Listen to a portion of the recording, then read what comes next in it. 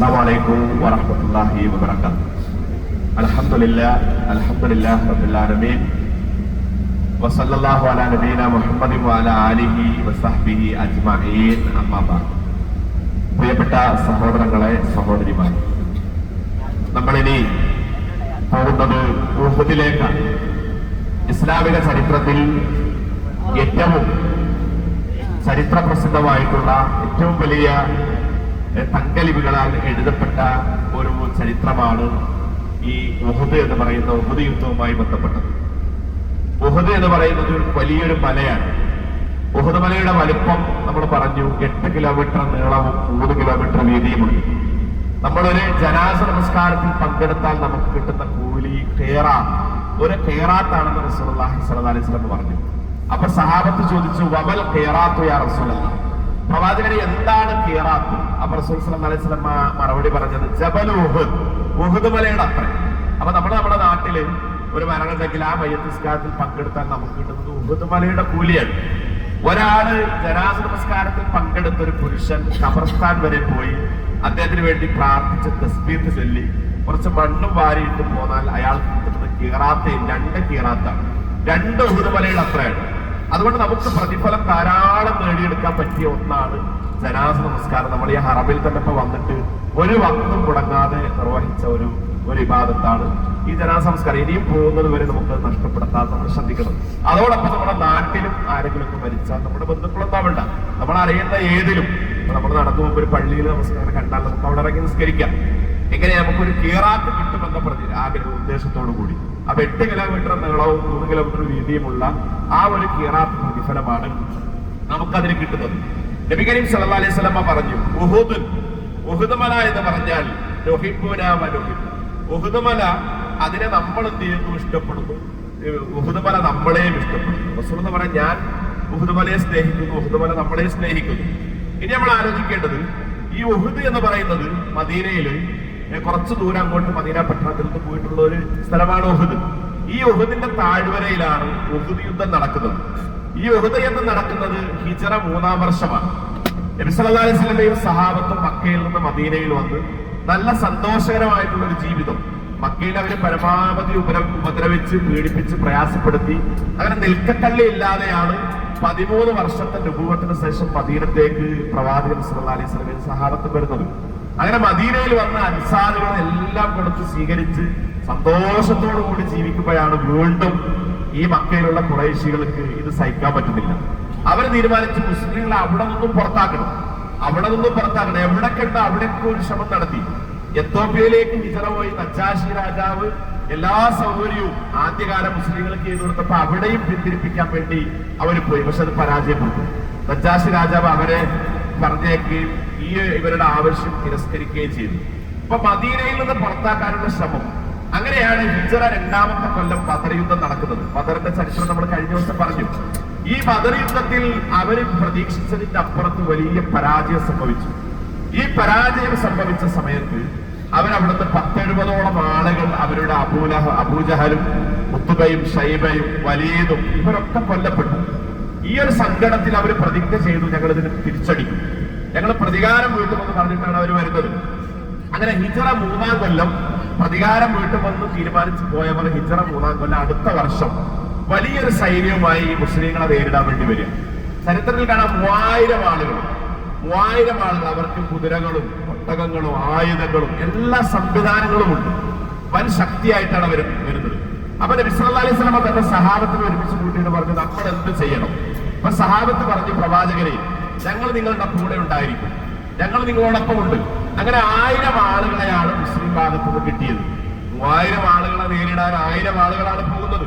അങ്ങനെ 1000 ആളുകൾ പുറപ്പെട്ടു. ഇടക്ക് വെച്ച് മുനാഫിക്കുകളായിട്ടുള്ള ചില ആളുകൾ, മുസ്ലിങ്ങളുടെ കൂടെ തന്നെ ചില മുനാഫിക്കുകൾ ഉണ്ടായിരുന്നു. എന്ന് പറഞ്ഞാല് പ്രത്യക്ഷത്തിൽ അവര് മുസ്ലിങ്ങളുടെ കൂടെ ആയിരിക്കും, കണ്ടാ ചിരിക്കും എല്ലാം ഉണ്ട്. പക്ഷെ ഉള്ളിന്റെ ഉള്ളിൽ അവർക്ക് അവരോട് ദേഷ്യവും മുസ്ലിങ്ങളെ തകർക്കാനുള്ള ശ്രമം. അങ്ങനെയുള്ള ഒരു 300 ആളുകൾ ഇടക്ക് വെച്ച് വഴിയിൽ വെച്ച് തിരിച്ചു.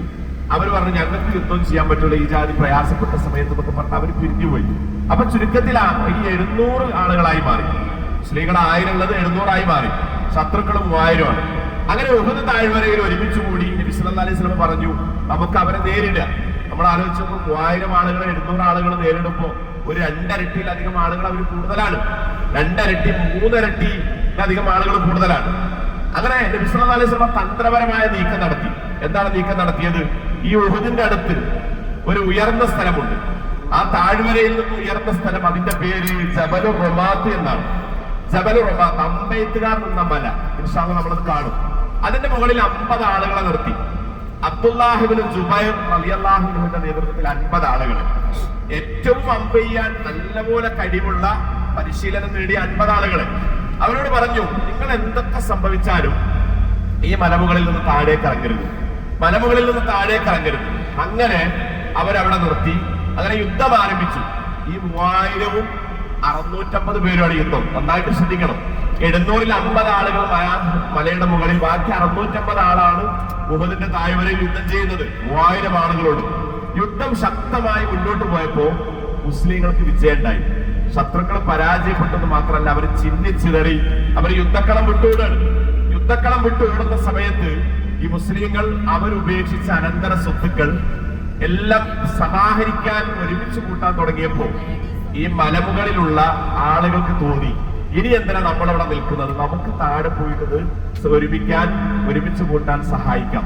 അപ്പൊ ഈ അവരുടെ നേതാവ് അബ്ദുല്ലാഹ് ഇബ്നു ജുബൈർ പറഞ്ഞു, ഒരു കാരണവശാലും നമ്മൾ ഇറങ്ങാൻ പാടില്ല. റസൂലുള്ളാഹിന്റെ കൽപ്പന സല്ലല്ലാഹു അലൈഹി വസല്ലം എന്ത് സംഭവിച്ചാലും, ഞങ്ങൾ മരിച്ചു വീണാലും നിങ്ങൾ ഇറങ്ങാൻ പാടില്ല. പക്ഷേ കുറഞ്ഞ ഒറ്റപ്പെട്ട ആളുകൾ വെച്ച് ബാക്കിയുള്ളവരൊക്കെ ഇറങ്ങി.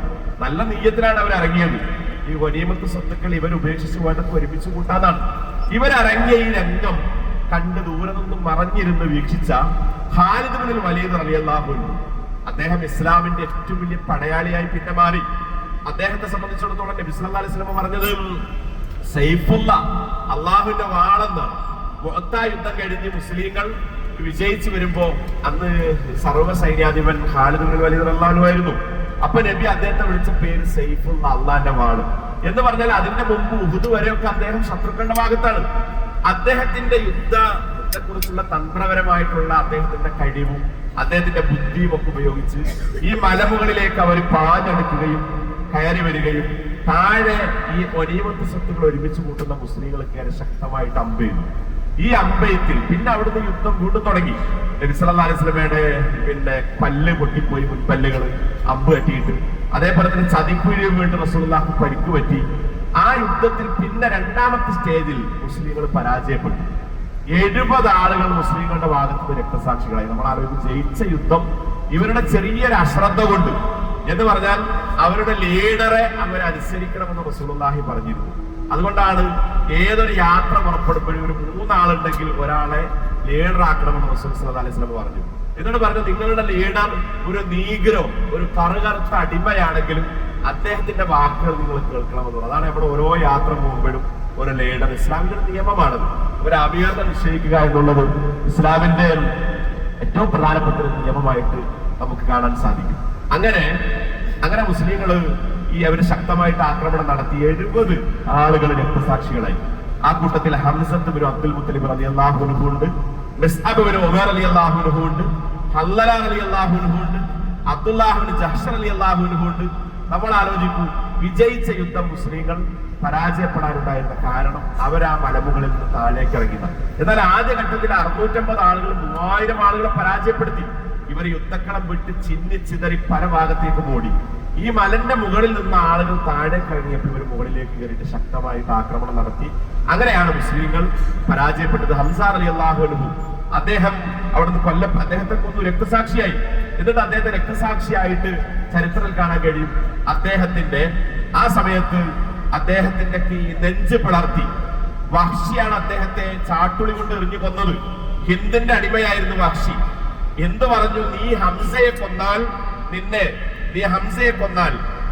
നിന്നെ ഞാൻ മോചിപ്പിക്കുമെന്ന് പറഞ്ഞു. ബദർ യുദ്ധത്തിൽ ഈ ഹിന്ദിന്റെ സഹോദരങ്ങളായിട്ടുള്ള ഉത്തുബയെയും ഷൈബയെയും ഒക്കെ കൊന്നത് ഹംസ റളിയല്ലാഹു അൻഹു ആയിരുന്നു. അപ്പൊ ഹംസ റളിയല്ലാഹു പറഞ്ഞു, താങ്കൾ വഹ്ഷിയോട് പറഞ്ഞു, താങ്കൾ ഹംസയെ കൊന്നാൽ താങ്കൾക്ക് അടിമത്ത മോചനം ലഭിക്കുമെന്ന് പറഞ്ഞു. അങ്ങനെയാണ് ചാട്ടുളി കൊണ്ടെറിഞ്ഞ ഹംസ റളിയല്ലാഹു അൻഹു അടക്കളത്തിൽ വീഴുന്നത്.